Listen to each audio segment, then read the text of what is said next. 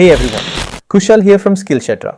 Welcome back to episode 16 of the Hacker101 CTF walkthrough series. Today we're tackling BugDB v2, a short but sneaky GraphQL challenge that gives us flag 0. Let's jump in. BugDB v2 looks a lot like BugDB v1, but there's a tiny twist in how data can be mutated.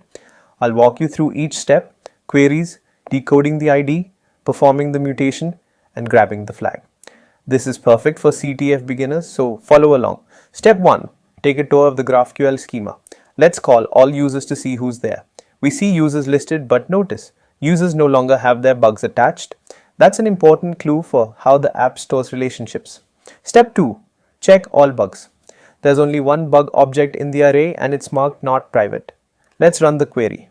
You can see there's only a single bug entry returned.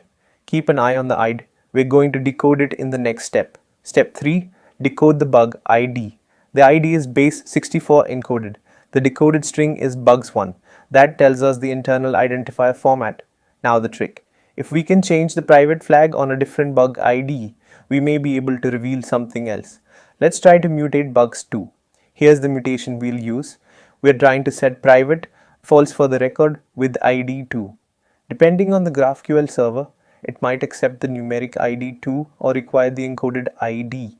This challenge accepts the numeric ID in the mutation. Run it. If the mutation returns OK true, our change succeeded. That's the vulnerability right there. We can flip a flag on a different bug. After modifying the bug, query all bugs again to see the update. There it is. The text field now exposes flag 0. That's the flag for BugDB v2. Quick recap. The challenge used predictable internal IDs like bugs1 and allowed us to mutate records we shouldn't be able to. The steps were: 1. Enumerate with all users and all bugs.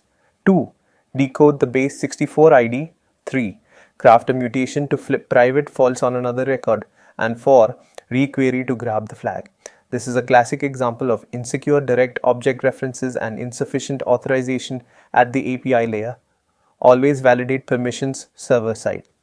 If you found this helpful, smash that like button and subscribe to Skillshetra for more CTF walkthroughs. Follow me on social for behind the scenes and updates.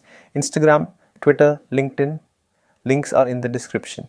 Thanks for watching. I'm Kushal Kumar Saha and this was Skillshetra. See you in the next one. Happy hacking.